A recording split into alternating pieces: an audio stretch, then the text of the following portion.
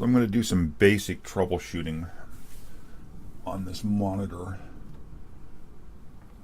First thing I'm going to do is take a poke down there at the fuse.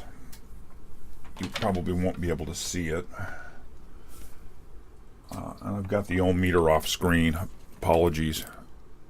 It's the way the bench is laid out. The fuse is right down here. And I don't believe it's open.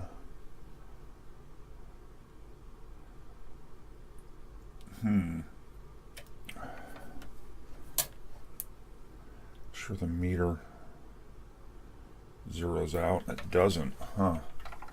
Well, first thing is, why the heck won't the meter zero out?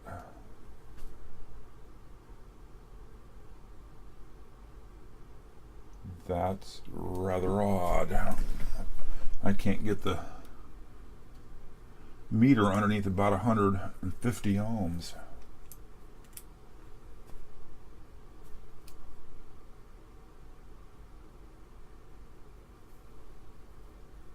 Oh, it's in 4-wire, that's why.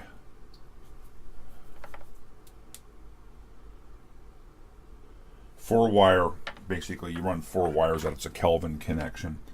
So it knows the voltage right at the probe tips. Gives you a more accurate, very low resistance readings. So the fuse looks like it's 0.06 ohms. The fuse is fine. Next I'm going to do, hopefully some of this is showing up on camera, as I'm going to take a look at the primary on the transformer. You could do this as well to so I'm just going to look right through the power input. Right now I have about 800 k ohms. If I click the power switch on, I'm seeing 31 ohms, which is going to be the primary side of the transformer. So that looks okay to me. So this says to me the switch is basically working. I actually checked this rudimentary level because the power LED does not light up.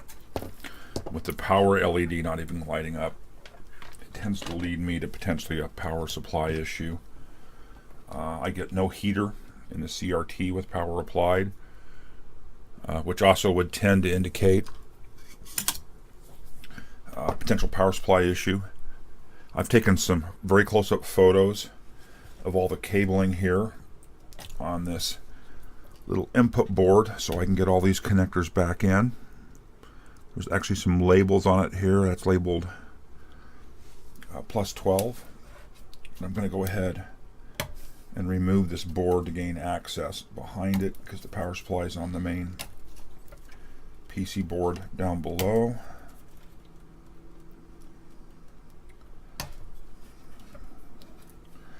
Looks like there's 2 screws. I did spend some time on the web looking for the service manual for this particular monitor, and I found service manuals for a lot of different Atari monitors, the color ones, but I did not find one that seemed to be this monitor. You know, it's simply labeled SC1224 on the front. I didn't find an actual Atari part number on the back. Based on some of the photos I saw,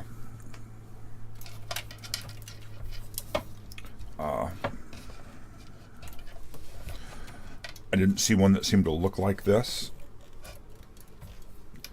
I'm going to go ahead and cut loose the wire ties to give myself a little bit easier access. I will of course retie these once everything's back in place. There's a couple of ground leads here. They both just go to chassis, so if I was to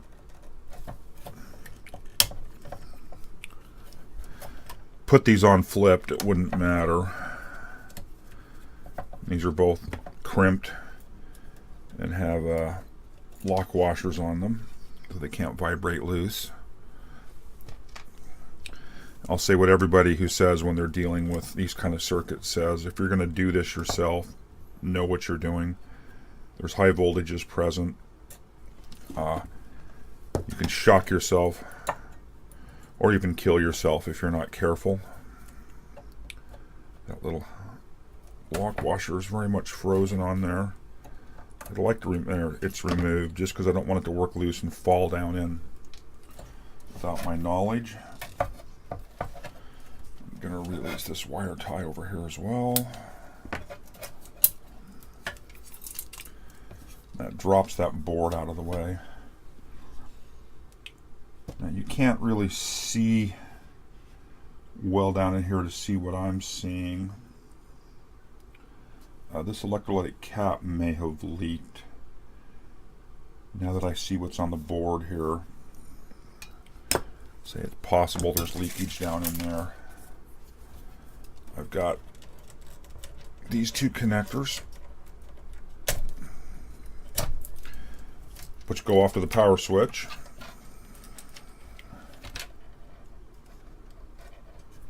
Yeah, that main filter cap, it doesn't feel bulged. It's an 85 degrees C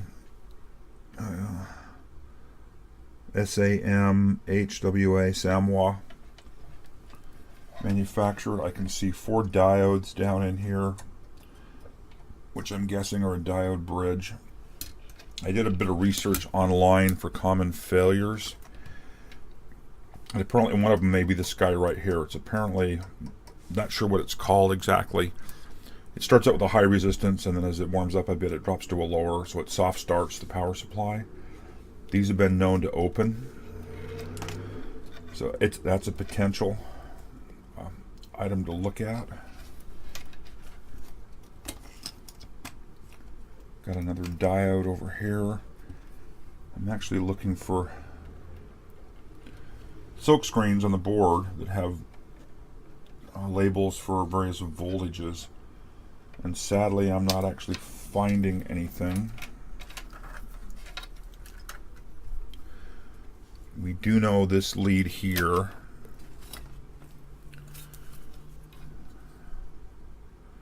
which connected to,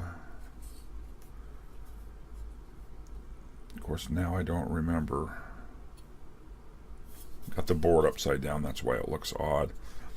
This lead here is labeled plus 12 on this board, so I have an idea that that lead should be supplying plus 12 volts. There's really nothing else on here that seems to indicate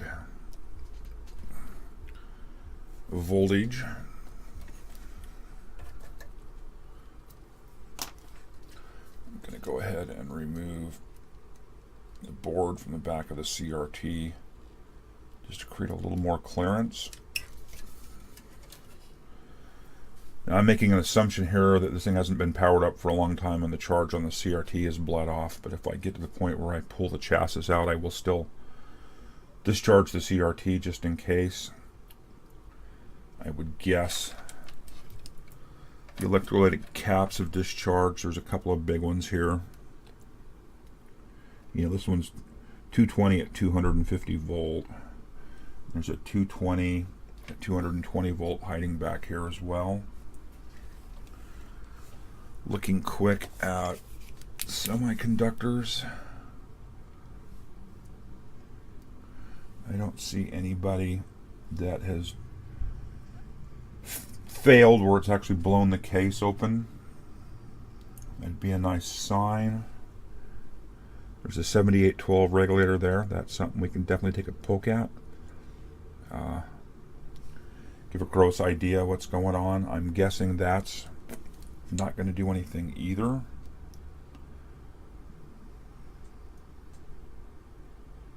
I'm kind of coming back around. There's an electrolytic that has failed. I'm sure you can't see that in there, but there's a, yeah, he's toast. There's an electrolytic back here that you probably can't see. And if I look down at the bottom of the PC board, I can see where electrolytic has exited the back of the cap, and I actually, you know, I'm not sure what that was on top. I thought maybe it was a pinhole, but I'm pretty sure that cap has failed, and it's right next to that 7812. That could potentially be what's keeping it from coming up. So what that leads to is potentially having to pull this chassis board all the way out, which again will require more photos of where everything's plugged in and orientation. A couple of things I've read indicate that the high voltage, the flyback transformer in these fails, and or the transformer here on the board. I'm hoping this isn't that severe. I'd like it to be just a simple fix, a bad cap or two, and it's back to life. So I think I'm going to stop recording for a minute, get some more photos down in here so I know where all the cables go. There's actually a burnt spot on the board right there.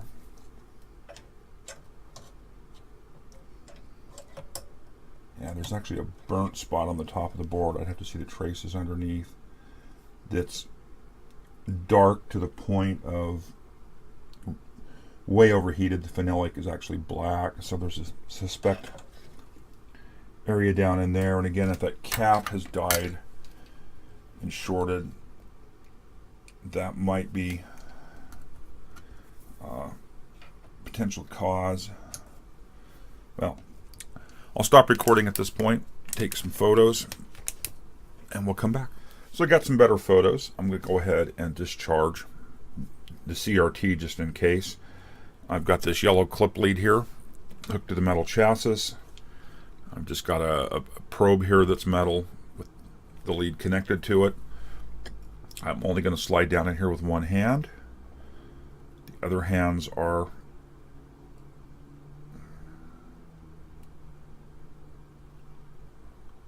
and hopefully I can make contact in there with the metal inside. It feels like I've actually touched it. Like I say, I'm pretty confident there's no charge on this, but I just don't want to get bit.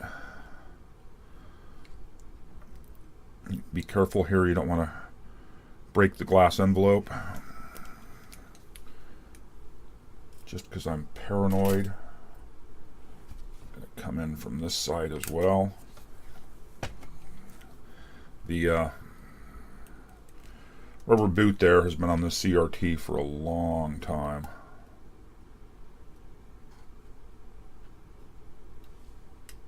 Yeah, I can feel it touching the lead there. So I'm confident that CRT has been discharged. Let's see if I can actually get the lead to disconnect. Look at the orientation of it in there.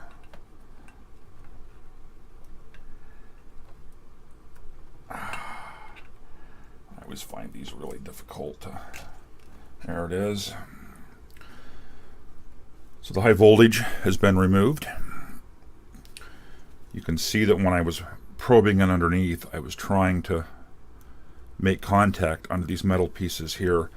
They go in through the hole here and make contact inside of the CRT to pass the high voltage. So we've got that removed. We will pull off the connections up to the yoke. Lock that up off the board. And you have got the X and Y for the yoke are going to be connected up in here to drive the yoke. We're definitely making some progress here. There's a ground lead there. It's a mounting hole, and it also has a black jumper here that presumably runs off the ground someplace. Again, I shot close-up photos of everything inside of here. Make it easier to reassemble. There's another one on this side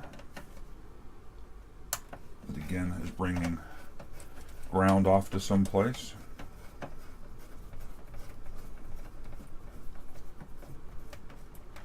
So the CRT is pretty vulnerable at this point. I've got the neck hanging out back here. Would be easy to snag that on something. I've got a cable connected there. That's just a jumper lead.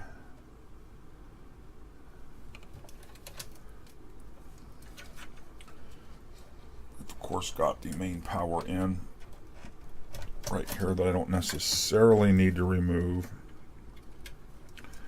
but I'm going to anyhow.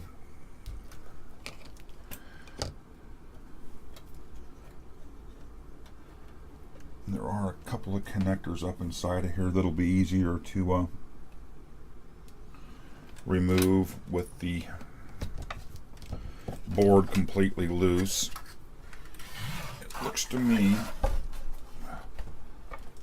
like that PCB is held in place with these two screws.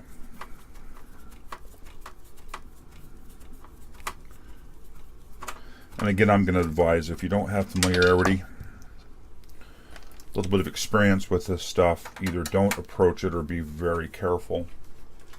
Because again, I don't want this to rotate and catch the neck of the CRT. Of course, I'm working on this turntable here to make it easier for you to view. At the same time, it makes it a little more difficult for me to work on. Okay, we've got the board loose. Let's go ahead and rotate this back around without catching anything on this physical CRT itself.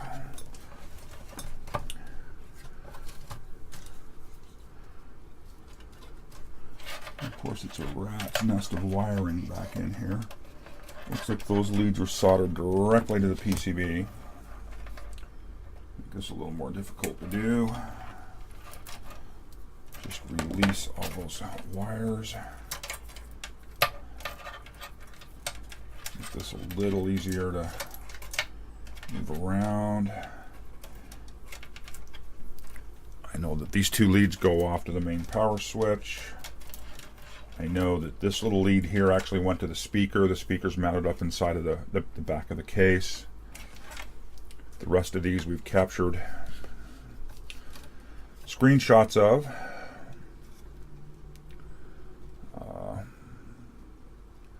How easy is it going to be to get this board loose? Take out this wire tie.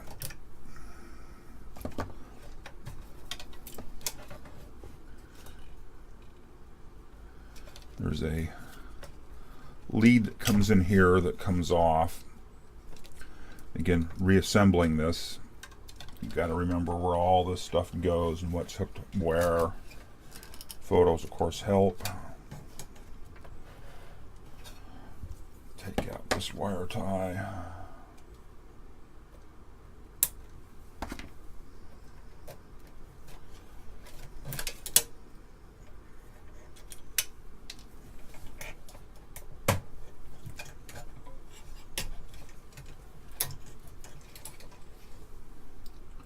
Now there's two cables that are both 2-pin, black and red, going to the same male connectors on the board, and it's not really obvious which one goes where. I'm gonna, again, stop the video for a bit now that I have this a little further slid out and shoot some pictures there. Because it would be easy to transpose those, and who knows what kind of damage it would cause. So got a couple more photos, and we'll go ahead and hook both of these guys. Well, that one may actually not need to be unhooked. In fact, I think it's safe to not unhook that one. I will, however, that releases.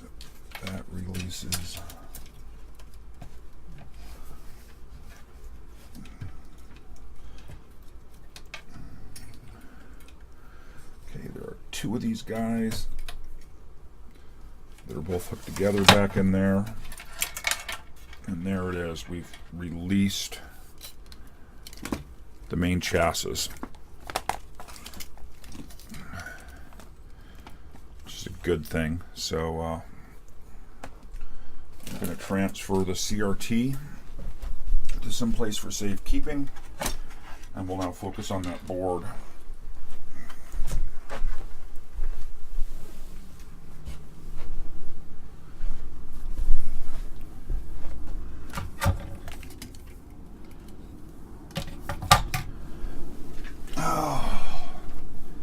There are a number of screws. Let me check the camera, make sure things are somewhat in frame.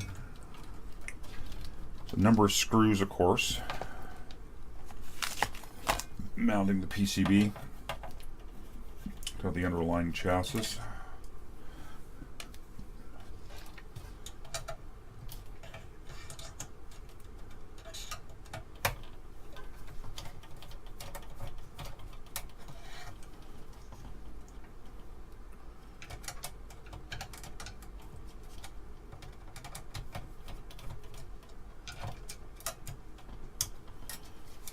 Come on, little screw. You can come up out of there. It doesn't want to pick up. I've got one back here.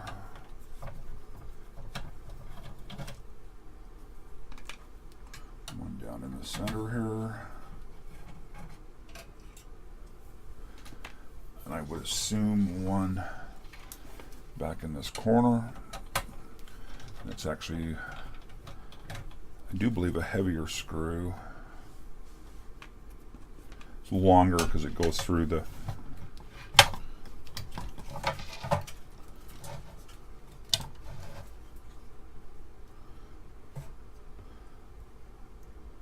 rest of these are soldered directly on.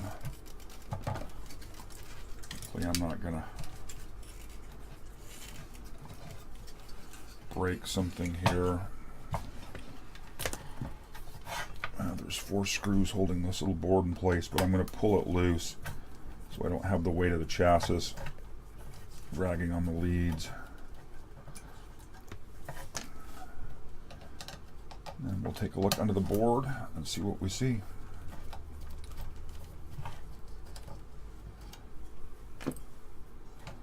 To say this thing is pretty dirty. My fingers already feel nice and nasty.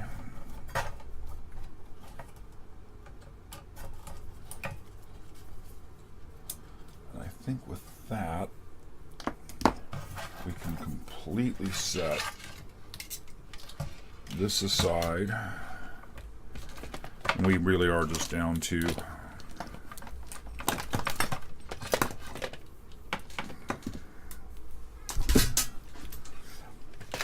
the PCB.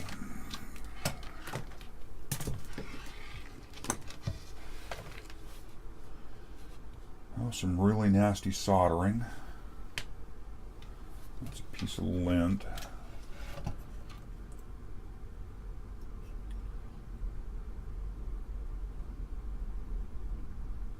Yeah, there's some pretty nasty soldering. Every place that looks like this was manually soldered. It's pretty nasty. That was like a really cold joint there.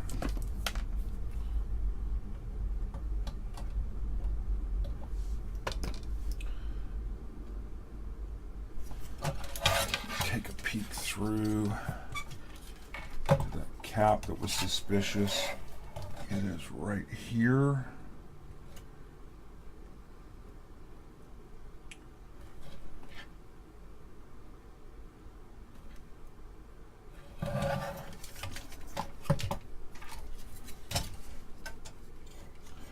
I had a better way to strain relief all of this.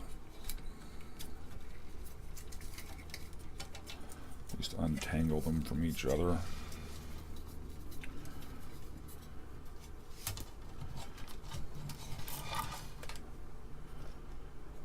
The heat is in here, and I don't see any scarring or problems underneath the board. Just these power resistors have been hot. So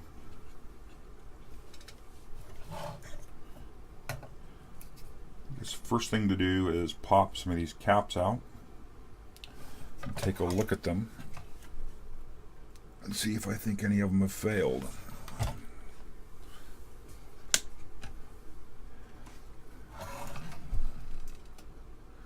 So he's labeled plus. Main filters, he's got plus labeled. If they're not labeled on these electrolytics, make sure you get good photos. Plus is labeled there as well. So I'm going to start by removing these three.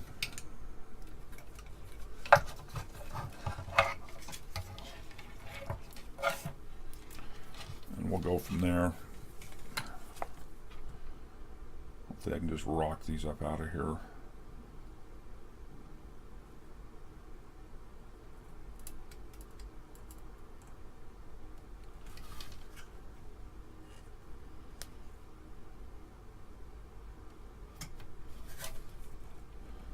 And of course the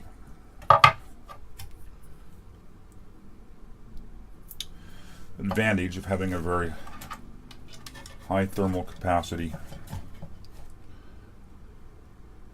soldering iron is you can do this pretty easily.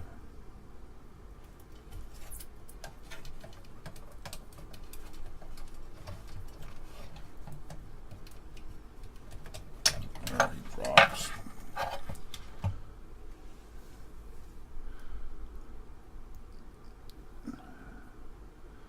Hard to say if that cap has failed. They put some kind of hot snot-like material on these to help hold them down. Of course, the one that I think has failed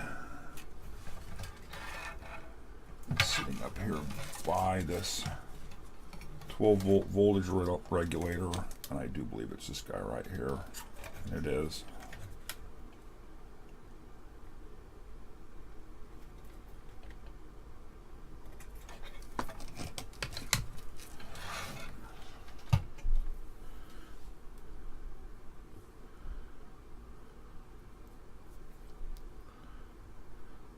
Again, with this hot snot, he is pretty bulged underneath. 25 volt, 330 microfarad, pretty common cap. There are three that seem suspect.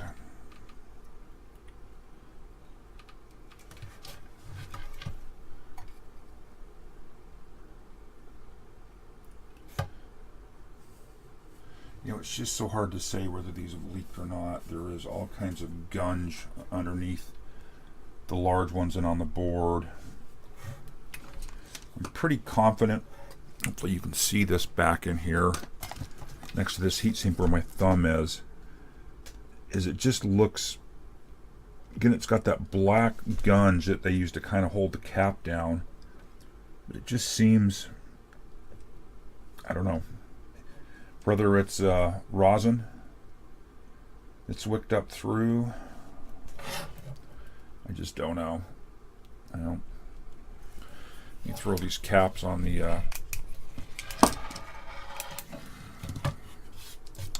meter here and take a peek.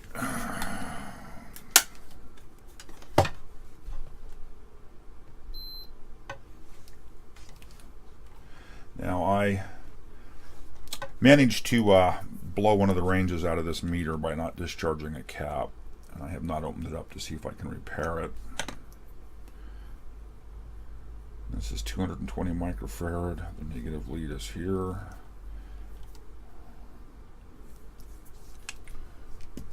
(210 microfarad). See what the ESR looks like. 0.18 ohms.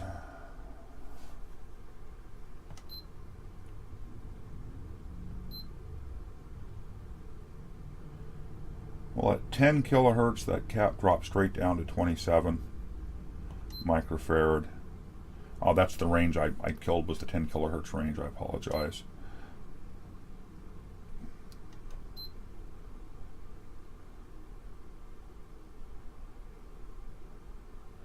You know, this ESR seems really low to me. I always forget the number ranges for it, but that just seems really low. That cap to me is highly suspect.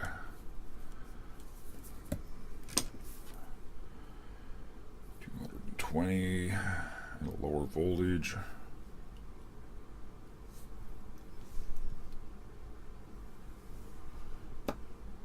See, this one's 26 ohms.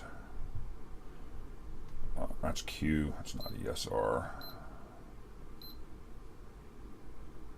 0.2 ohms. Again, the capacitance looks okay. Again, this one to me is highly suspect as well. I'm certainly not an expert on this, and this is the one that I actually thought may have failed.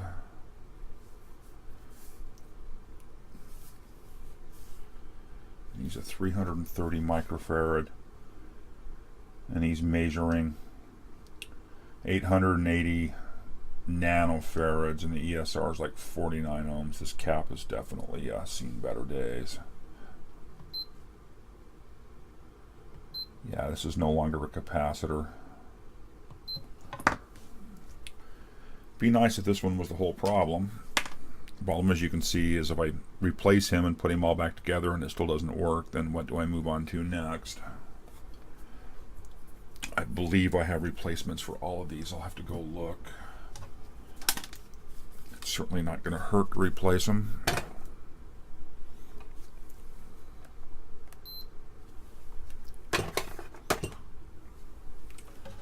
Let's take a look at what else we can see here.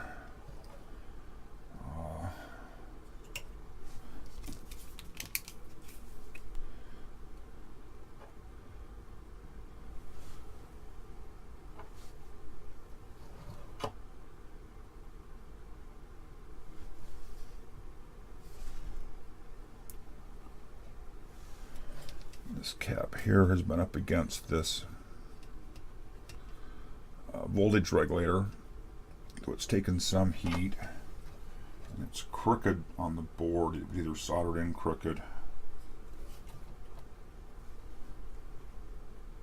Oh no, it may actually be, well, it may just be dirt caught in there.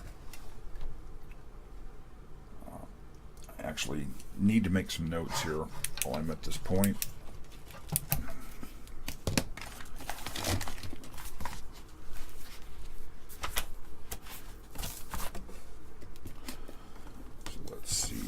C315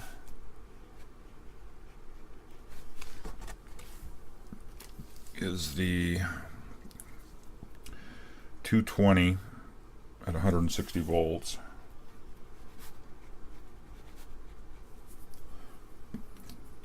C710 is the 220 at 250 volt. Looks like it's probably C142. As you pull these out, you want to keep track. Is 330 at 25 volt.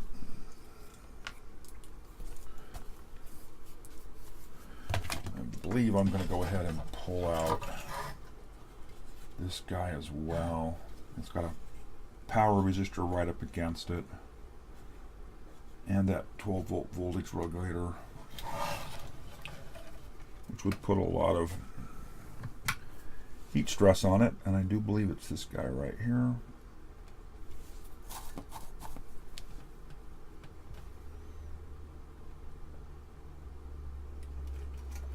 And it is.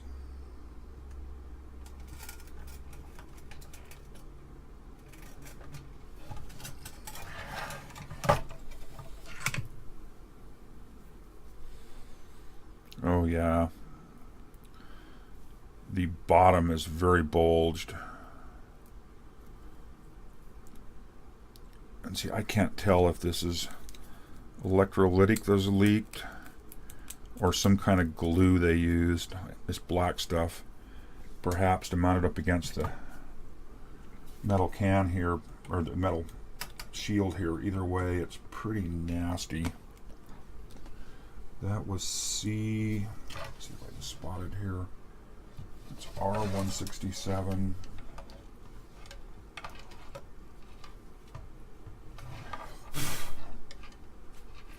I don't see. It is C316, I do believe. Against the shield, C316.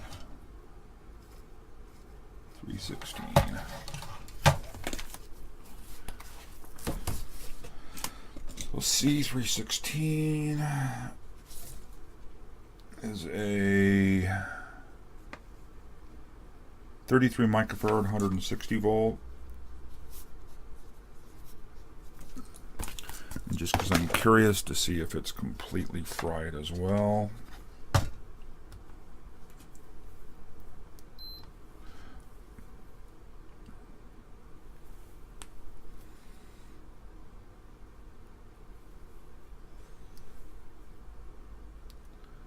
That was a little bit odd. I got that negative capacitance for a second.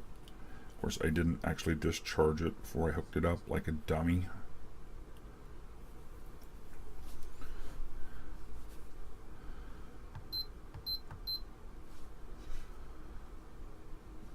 .48 ohms.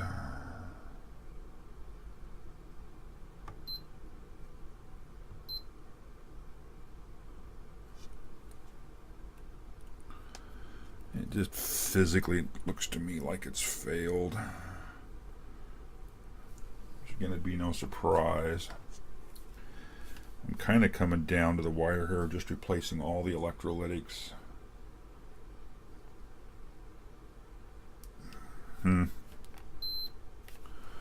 I've got another large one. A couple of them back here next to heat sinks, or heat sink.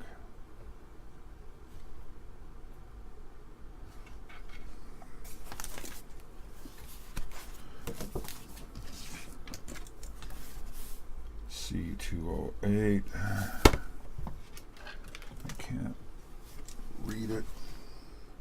2200 microfarad, 25 volt.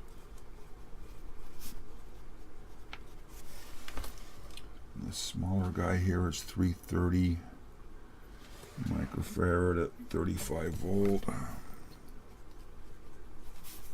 35 or 25. Nope, 35 volt. And he's C207. I'm going to pull both of those out. I really should tie this someplace to keep from stressing these leads.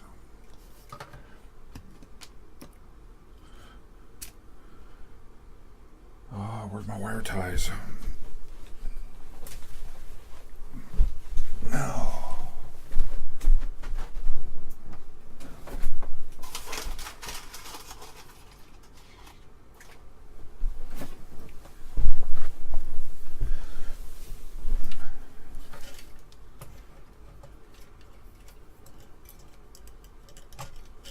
See if I can just get some mechanical strain relief on this.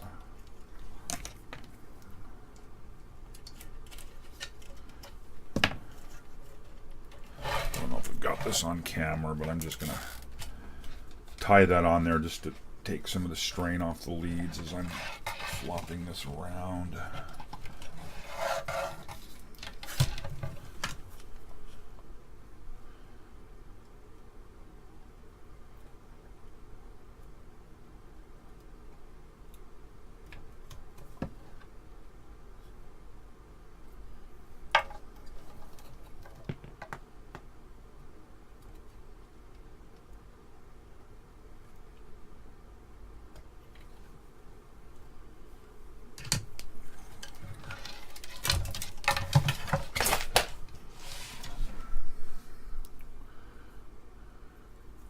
You know, he hasn't burst.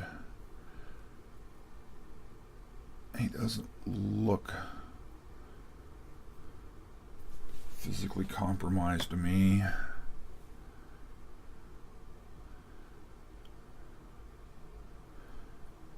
These two may actually have been okay, but what the heck? See if anything obvious. If they're out, I might as well replace them. Of course, this is assuming I have suitable replacements.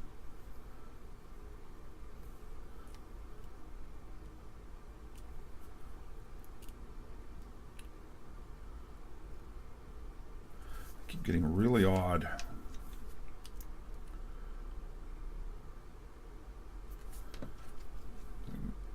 Maybe there's actually some charge on some of these.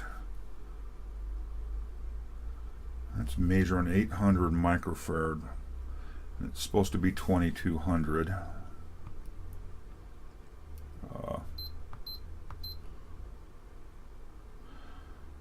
Yeah, and 0.09 really low ESR. There's 830. I would say he is dead.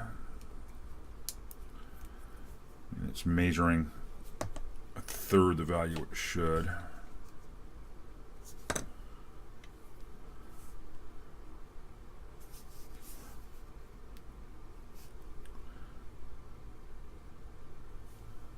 This is supposed to be 330 microfarad and it's measuring 12 microfarad.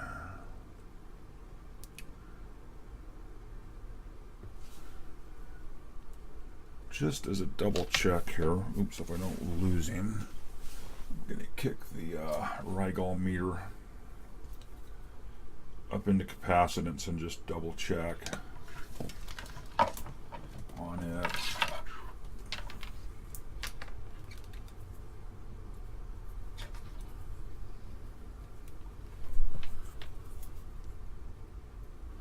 It's almost like all the electrolytics in this guy are suspect.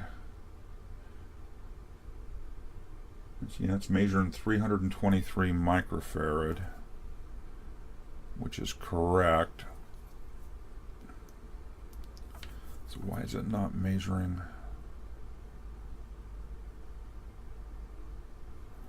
That actually looks okay.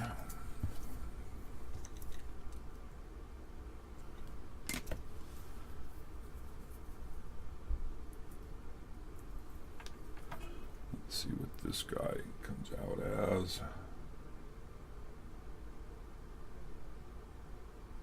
2,294 microfarad. So both of these on the other meter measure correct.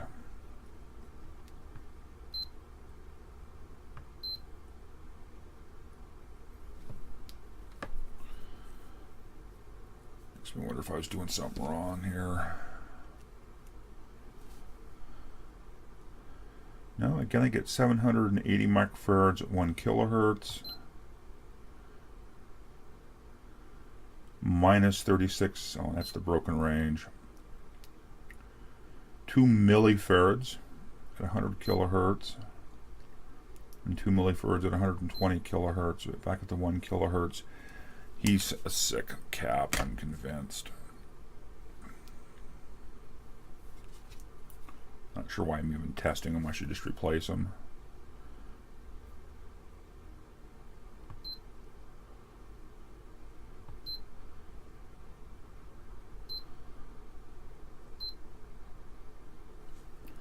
Again, I think these are all sick caps.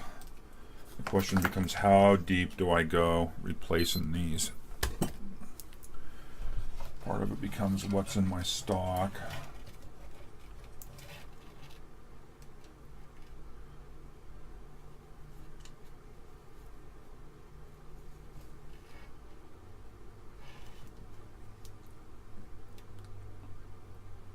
I really don't want to put it all the way back together and have one more bad cap. That would not be pleasant. Let's walk through these diodes here. That would be the main diodes coming into the power supply. Let's see what we've got. It's a normal diode drop. It's 0.5 volts. That should be an open. This should be back around 0.5 again.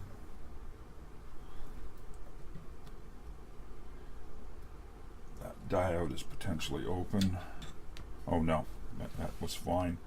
This one should be back around 0.5. If I reverse the leads, this should be open. Should be about 0.5. Forward's about 0.5. Same here. Forward voltage about 0.5. And open. So those 4 diodes in that bridge look like they're okay. There's a little guy down here. Open.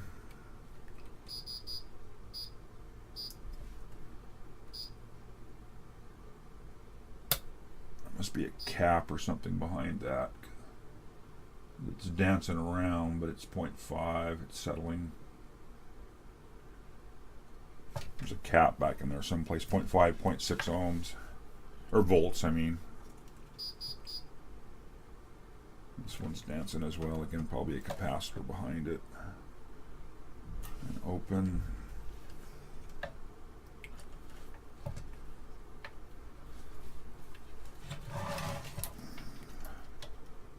I'm not seeing shorts.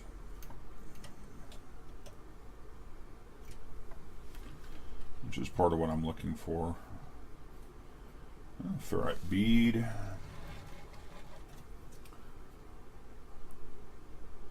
I'll check a couple of these power resistors that look like they've been warm. Got a diode hiding in here again, but again, I don't know what I'm looking through in this circuit. 0.6 forward and open.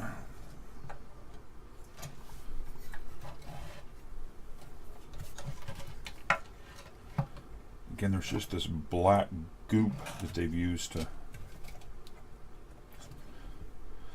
help hold caps down in place. They're just nasty. It's just nasty stuff, whatever it is.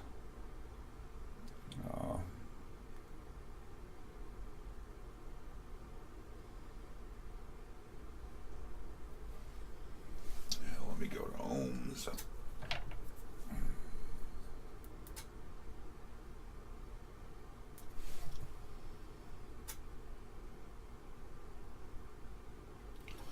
This should be 1K.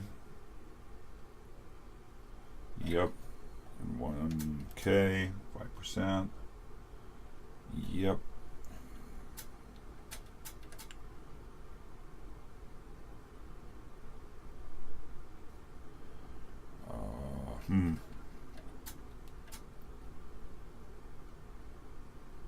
Okay, he's okay.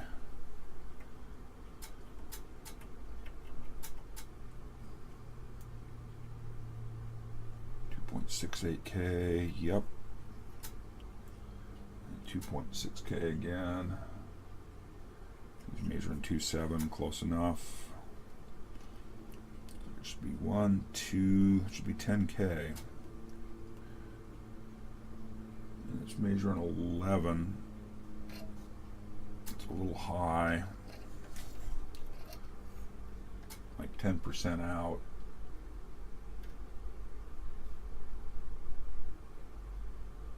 Yeah, there's a capacitor behind it someplace charging.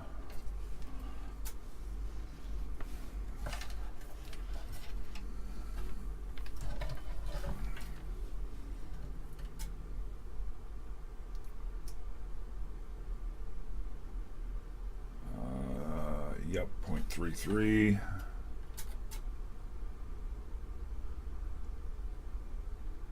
22.7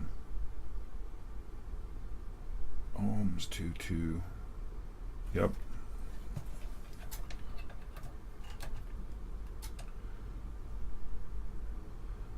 $68K. Yep, that's correct.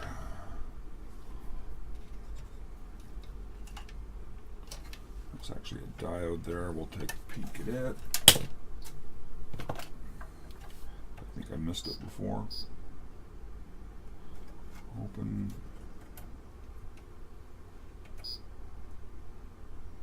Again, looks like we're looking back through a capacitor someplace. If I can get to this power resistor.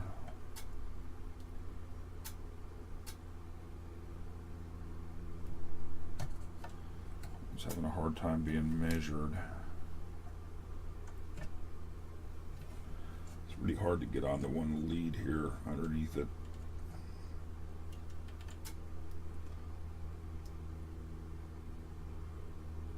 .7 ohms.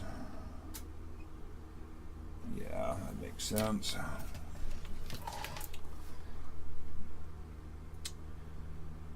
Well, I think what I do at this point is I'm going to pull a few other of the larger electrolytics out. There's 3 more here. I'm not going to worry about the sea of smaller ones at this point. There's one hiding back here next to a heat sink.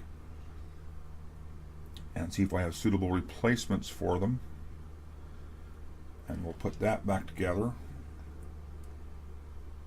And see where we go next with this. So I'll return once some of that work's been done. Well, I'm going to go ahead and continue removing the larger caps from the board here, with the goal just to be to swap them all out. Of course, I'm working on the assumption that I can get this board to work, because I'd really like this monitor to work.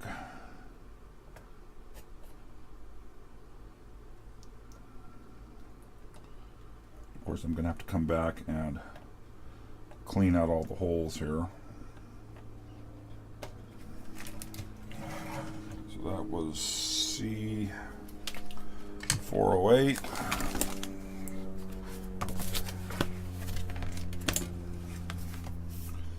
C408, and it is a 1000 microfarad 16 volt.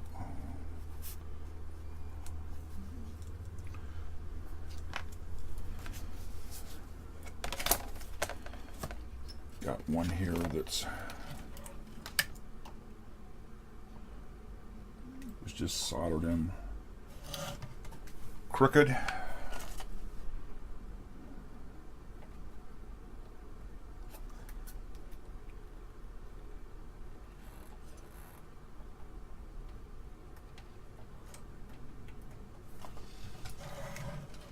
C407.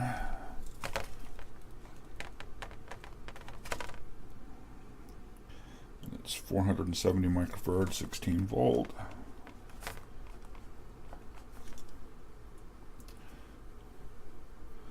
One that I actually find a little bit suspect is right here.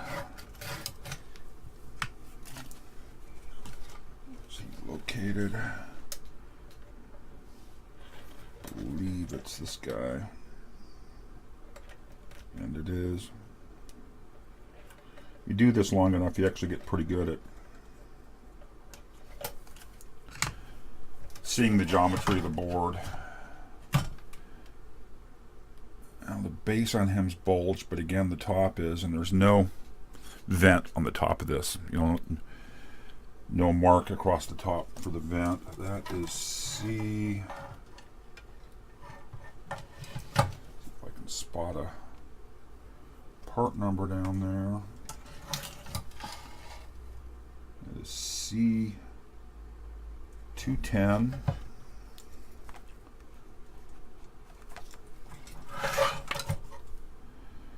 He is 330 microfarad, again at 35 volt.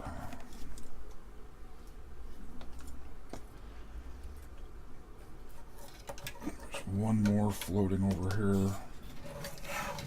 It may be the last one I pull. I haven't really decided.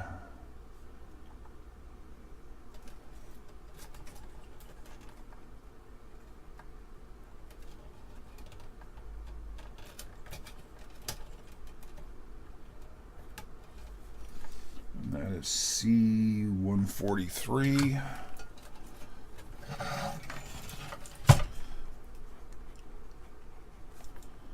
He is 330 at 25 volt.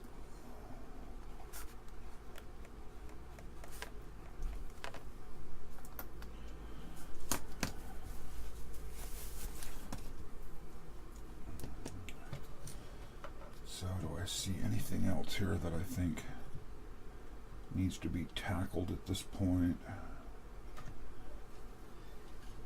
I've looked at all of the power resistors. I did want to check the power resistors here. On this board, they're all three 1.8 k ohm, which 1.7 k, 1.7. Actually, they're pretty close to 1.8, just under 1.81. So the three of those are good. Actually, a larger one back here that should be fine. But I'll throw the leads on him just in case.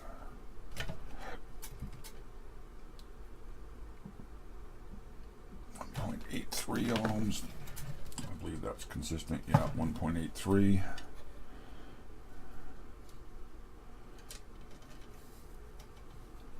Of course, any one of these semiconductors could be bad. The three of these are going to be the red, green, and blue drive. I'm pretty sure. I think it's the same circuit repeated 3 times, and then the board's labeled blue, red.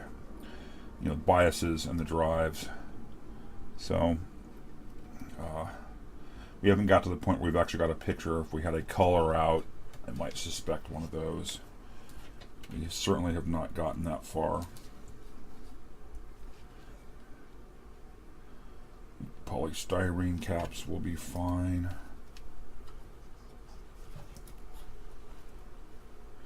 We certainly got that black mounding goop everywhere.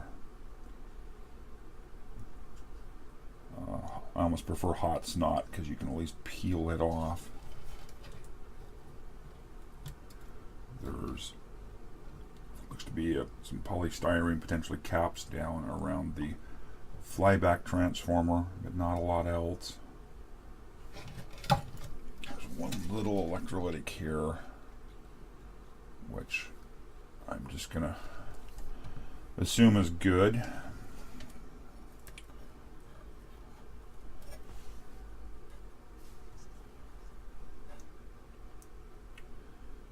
I believe this PR701 is that soft start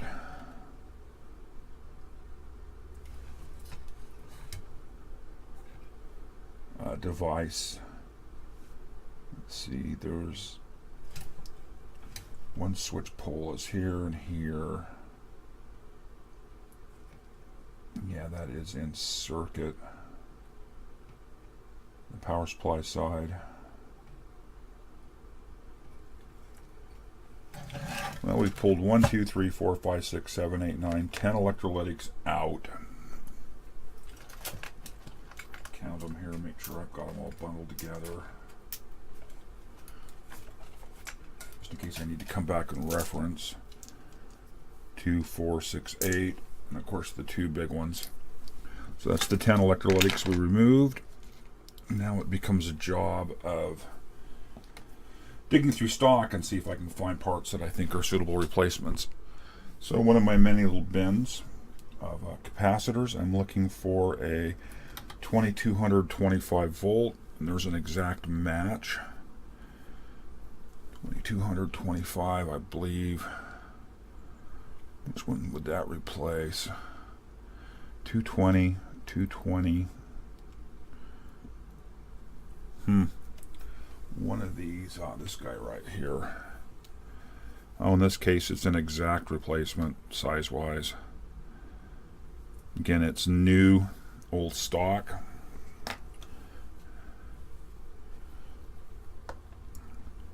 Find the pencil here and make a tick mark that I have found a replacement for that. I suspect I'm not going to have them all. So that's 2200. We've got some big beefy 10,000s, but you know, they're 25 volt and they're really not applicable to this. All of these capacitors, of course, are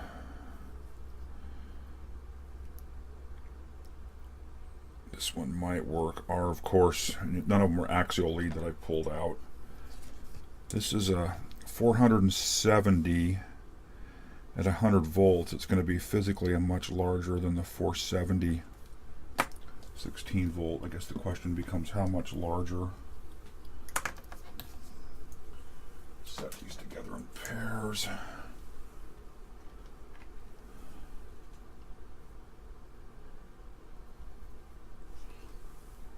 Yeah, it's substantially larger. Of course it is. 1,000.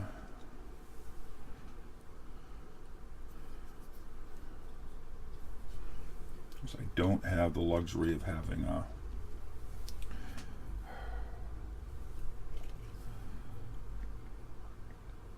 great stock of them. There's a 330. That's a 330. It's identical. I think that's a that's 1,000. Just trying to kind of get these stood up and sorted. That's a 33 again. Higher voltage. 330. I'm looking for the 470. 330.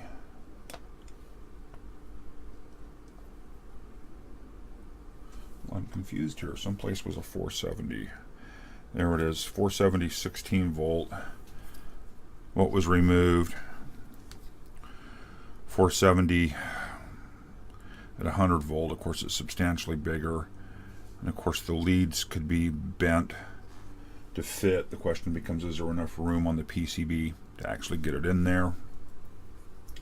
That's yet to be seen. These are of course axial lead hundreds.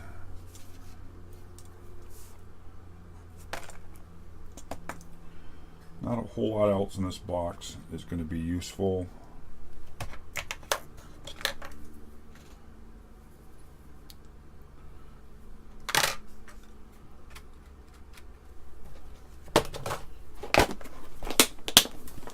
But we'll keep digging here. Not a whole lot in this box I would potentially want to use. A lot of them are pools, which of course, replacing a bad capacitor with a bad capacitor is probably not a good idea. A large amount of what I have here are just when I find a new old stock kind of stuff where there's some quantity to it. I've got some super caps lost down in here. That's interesting. 0.1 farad at 5 volt.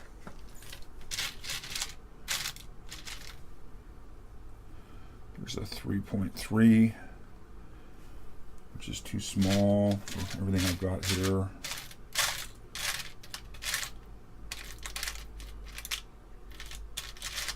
Lots of axial lead, which could potentially be made to work if the leads are long enough. It's 47 microfarad, 6.3 volts, way too low for anything that's in here.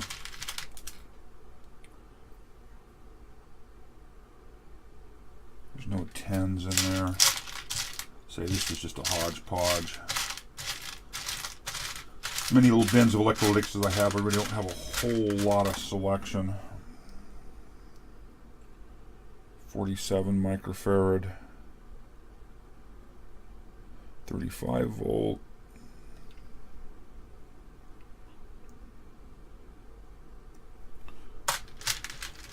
Yeah, there's not going to be a whole lot in here potentially useful.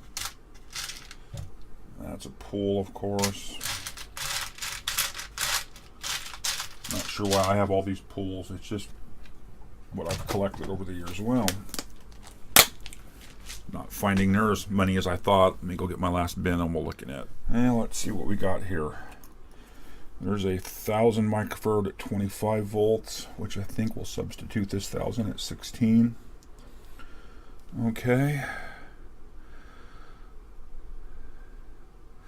It's 1000 at 16. This is actually a Nishikon 1000 at 25. That pair will substitute just fine. So that's that guy. Are there any 330s in here? These 330s. No, they're 680. 680.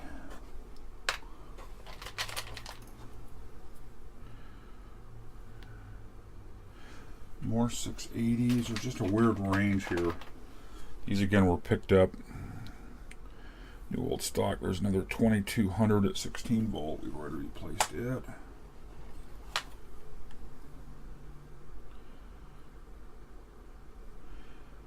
$1,500 at 10 volt isn't going to do me any good.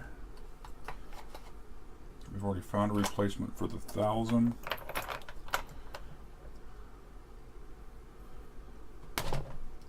I was hoping there'd be some 330s hidden away in here. These are all such large values. 1500. I'm looking for 220s. 33, 220. Actually, I had a 33. I thought a minute ago that was a 3.3.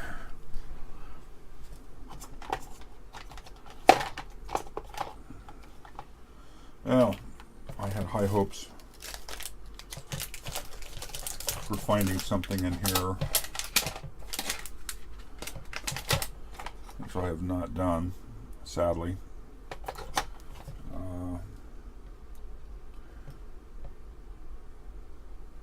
Well, I think I'm going to be getting on DigiKey and ordering some capacitors here.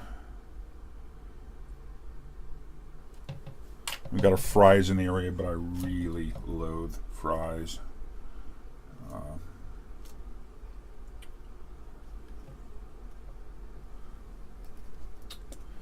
That's a shame. 220. Those are both very large 220s. These are just primarily filter caps.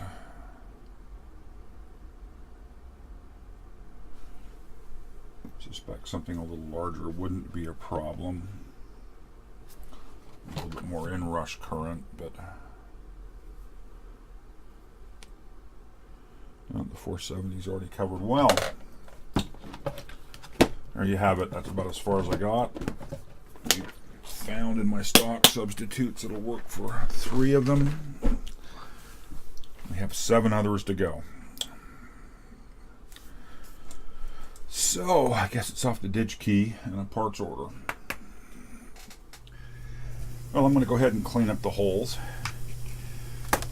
Swap in the couple of capacitors that I did find.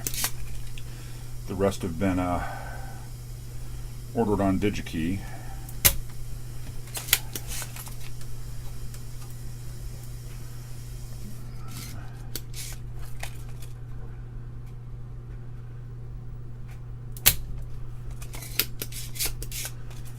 Kind of randomly looking here for places I have obviously removed a cap.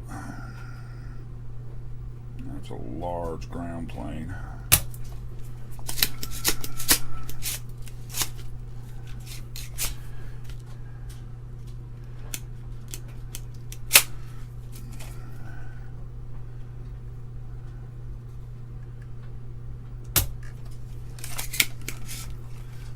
Could have cleaned up better, but I think they're okay. As long as I can get the lead through, yeah, those are fine.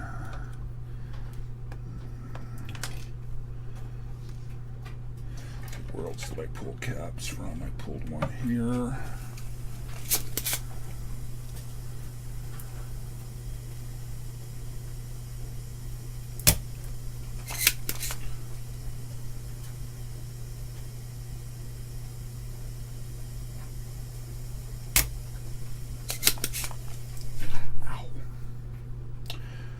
Touched my finger with the tip of the soldering pencil, I do believe. I'll have to check the video. Yeah, those are open. I've gotten that one, I've gotten that one. I've got that one.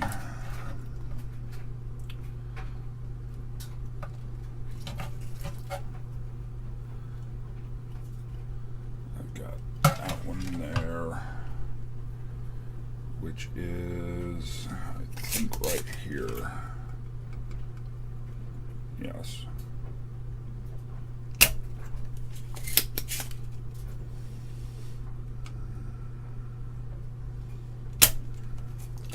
Yeah, I gave myself a pretty good little burn there. So let's see. That one's open. Those are open. Those are open. Got two back here.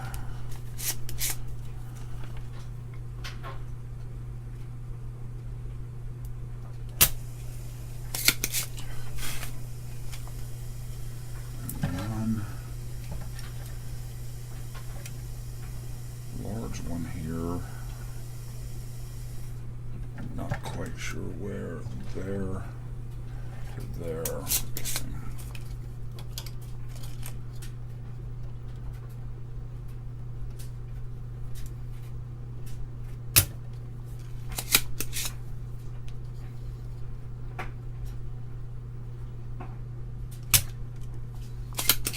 Okay. With the board flopping around, it makes it a little more difficult to do this.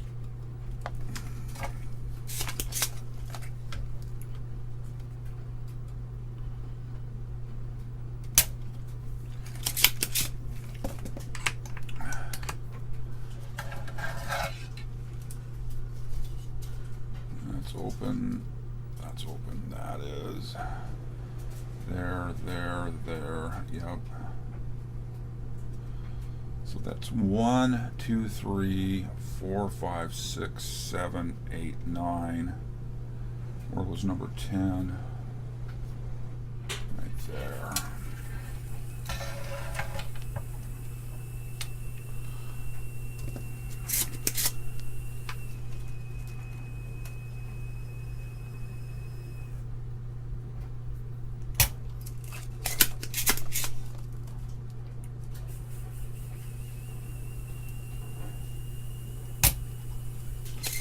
That gets the holes cleared for the 10 I removed.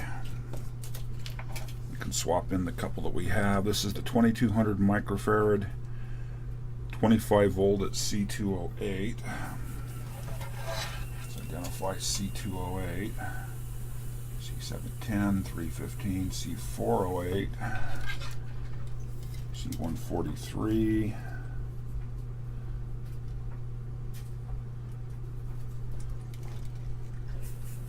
C207, C208. And it should go in this way.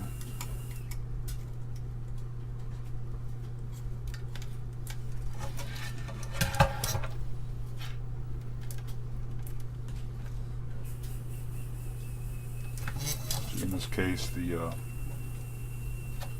positive isn't labeled. Most of these it is. Make sure I follow the silk screen correctly. Yes. Yep, I'm in right. Let's go ahead and solder him up.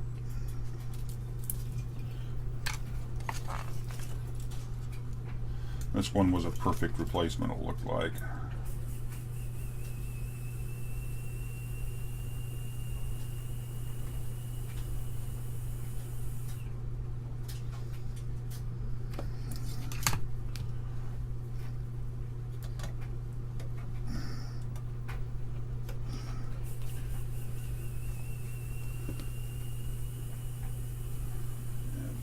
Let's see, that one's in. I should check it off.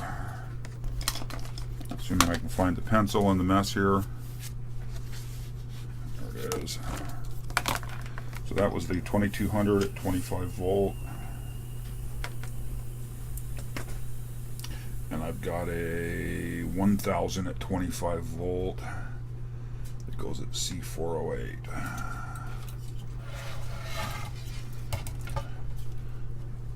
C407, C408. And he goes in this way. Again, it's a nice replacement. The pitch on the leads is perfect. I haven't had to bend anything or any mechanical stress on it. It just drops right in. It's always a blessing when it happens.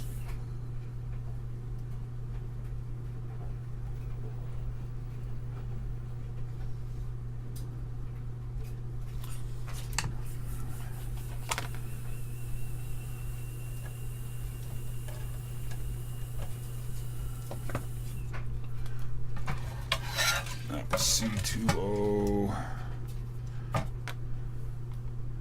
or C408. Is it not C? Where did I just put that? Yeah, C408. Well, the two that I found, that's the two that I could swap in. The others have been ordered from DigiKey. Once they get here, we will do the second part in this video and get a little subbed in and get this thing put back together to the point where we can power it up and see if this was enough to rescue it. So, talk soon. Bye.